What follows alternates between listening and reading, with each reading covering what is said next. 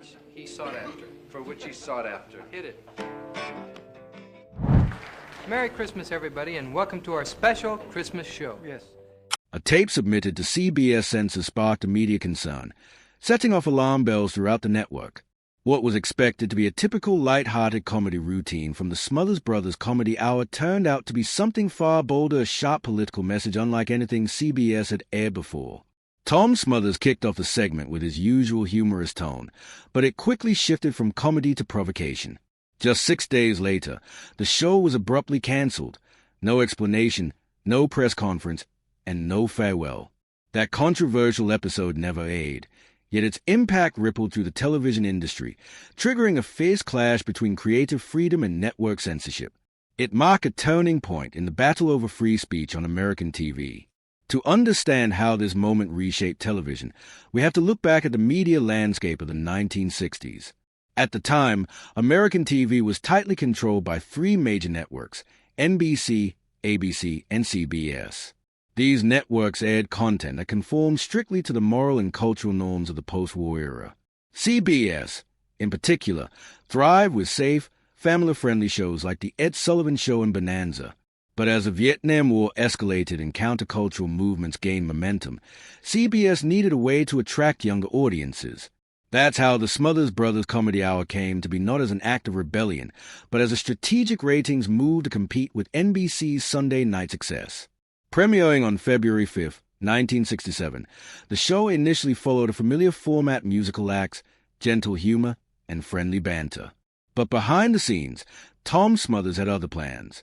He saw the show as a vehicle for change and slowly began inserting sharp social and political commentary.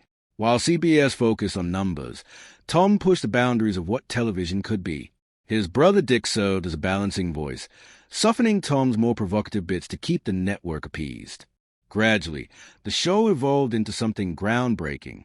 It featured artists like Pete Seeger, Joan Baez, Jefferson Airplane, and The Who, whose songs carried clear messages about war, injustice, and civil rights. The writers' room also became a hub of youthful political energy, with talents like Steve Martin and Mason Williams contributing increasingly satirical content. Comedy sketches turned into biting critiques of military policy, the church, and civil liberties, often cloaked in variety show charm. The response was mixed. College students embraced the show as a cultural touchstone, quoting lines and sharing bootleg copies. But conservative viewers, especially in the South, were outraged. Letters flooded CBS, and some affiliates even threatened to drop the program.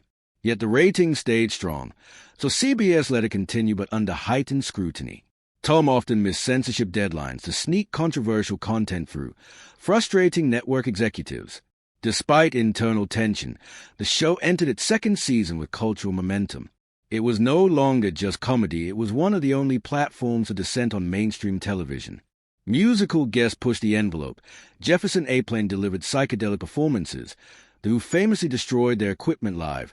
Joan Baez sang for her husband, a jail draft resister, though CBS edited out her dedication. Even the comedy got sharper. Pat Paulson, portraying a mock presidential candidate, gave absurd but incisive speeches satirizing political nonsense. One campaign promise: "I will build more potholes to test the patience of voters." The final blow came with comedian David Steinberg, who delivered monologue styled as irreverent religious sermons. That was too much for CBS. The network, already nervous, decided to pull the plug.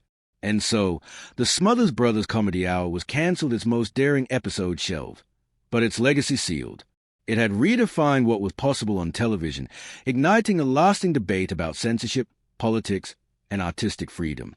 In October 1968, the Smothers Brothers Comedy Hour aired a sketch blending biblical narratives with sharp anti-war commentary, igniting over 300 complaints in just 1 week. Despite the backlash, the sketch resonated deeply with college audiences. Transcripts appeared in student newspapers, and bootleg recordings circulated widely. But CBS, facing pressure from advertisers and affiliates, began to crack down. By early 1969, the network demanded full scripts 10 days in advance. Tom Smothers frequently missed the deadlines, escalating tension between the show's creators and the network. When Tom invited comedian David Steinberg back, despite explicit warnings. CBS saw it as an open defiance.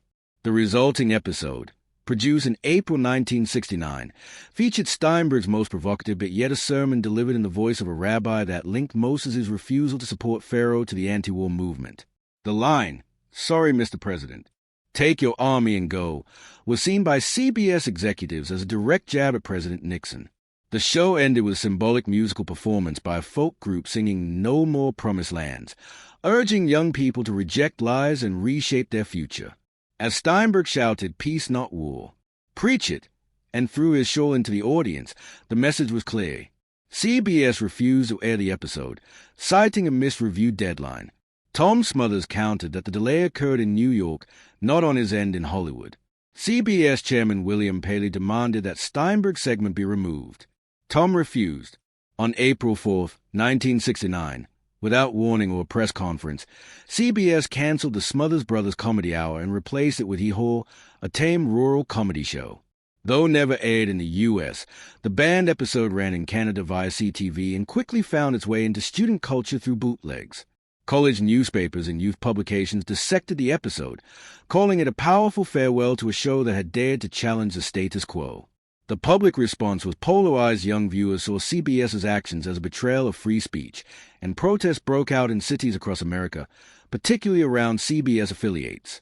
Conservative groups, meanwhile, applauded the cancellation as a moral necessity.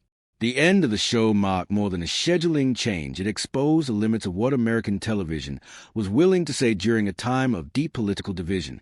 There was no scandal or ratings dip, just a 5-minute anti-war sermon, and that was enough to end one of the most-watched shows on TV. For Tom and Dick Smothers, the cancellation was devastating. Tom, perceived as defiant and politically risky, became virtually unemployable in the industry, while Dick, though more moderate, was still closely associated with the show and faced similar setbacks. Career opportunities vanished almost overnight. Behind the scenes, a legal battle began. The Smothers brothers sued CBS for breach of contract, arguing the late delivery excuse was a cover to suppress political content. After 4 years, in 1973, they won the case and were awarded more than $770,000 for violation of their co-production clause. But the victory was bittersweet. They never regained their former prominence. Their personal relationship also took a toll. In later interviews, Dick admitted he often disagreed with Tom's refusal to compromise, believing a softer approach might have saved the show and allowed it to reach more people. Still, the brothers remained close offstage, continuing to perform live in small venues for devoted fans long after their television careers ended. The cancellation sent a shockwave through the entertainment industry. It served as a warning to up-and-coming creators about the cost of challenging power structures. One of those future creators was Lorne Michaels, who later created Saturday Night Live. Michaels acknowledged the Smothers brothers as pioneers, saying there would be no SNL without them. The Comedy Hour became a symbol of censorship, with its banned content traded on underground videotapes and preserved in personal archives. Over the years, public perception of the show shifted. What was once seen as divisive became revered as visionary. In 2008, nearly 40 years after the show was canceled, Tom Smothers received an honorary Emmy. In his acceptance speech, he said simply, "Peace is harder than war," quote, now etched into the legacy of the show. In 2010, Tom and Dick were inducted into the Television Academy Hall of Fame, a long-overdue recognition of their impact.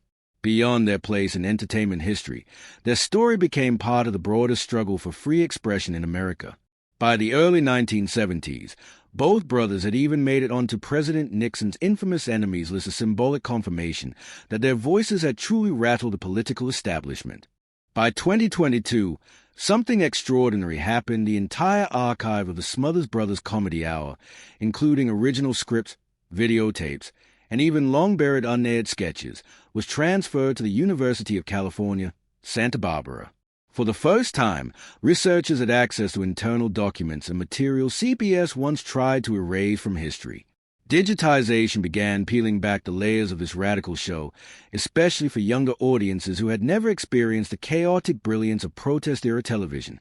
When Tom Smothers passed away in late 2023, the internet exploded with tributes, vintage clips, meme-ready moments, and heartfelt nods from modern comedic heavyweights like Stephen Colbert, John Oliver, and Sarah Silverman. These weren't just sympathy posts, they were acknowledgments of a trailblazer, someone whose blend of satire and social critique laid the groundwork for today's boldest voices in comedy. What once lurked in dusty VHS tapes traded on college campuses now lives loudly on YouTube, TikTok, and Reddit. The show's once controversial sketches, once deemed too hot for TV, are now viral hits. Iconic catchphrases like "Mom always like you best" have been reborn as ironic memes, while clips like Pat Paulson's 1968 mock campaign speech, where waiting was a proposed solution to everything, now seem eerily suited to the modern political circus. The rediscovery of the Smothers Brothers is not some quaint act of nostalgia, it's a long overdue acknowledgement that this show wasn't ahead of its time, it was from the future. Students, researchers, and filmmakers continue to mine the UC Santa Barbara archives, unearthing Tom Smothers' handwritten notes, unaired material, and snark-laced CBS memos that chronicle the network's squeamish attempts at censorship. Exhibits now showcase not just the final televised sketches, but the behind-the-scenes tug-of-war for creative freedom. And today's comedic voices Oliver, Trevor Noah, Hassan Minhaj necessarily borrowed the format, but they absolutely channel the same rebellious spirit. The Smothers Brothers proved something essential. Comedy isn't just entertainment, it's protest. It's commentary. It's cultural resistance. The show no longer airs, but it lives on through punchlines, viral clips, academic conferences, and whispered admiration from comedians who understand the tightrope walk of saying something that matters. When the once-banned sermon sketch was screened at a memorial during the New York Television Festival, a younger audience watched in stunned silence. Not because it was outdated, but because it wasn't. It was sharper, braver, and more unfiltered than most of what passes for political commentary on today's major networks. The Smothers Brothers didn't set out to become iconic. They simply refused to shut up. And for that, they were silenced. But in being silenced, they became legends. So if you think this story still matters, if you believe a show like this could still make waves today, drop a comment. Share this video and remind people that somewhere between stand-up specials and sketch shows, there was once a comedy act so dangerous it made CBS break a sweat. And if you haven't subscribed already, do it because there are banned episodes, unheard stories, and censored truth still waiting to be seen.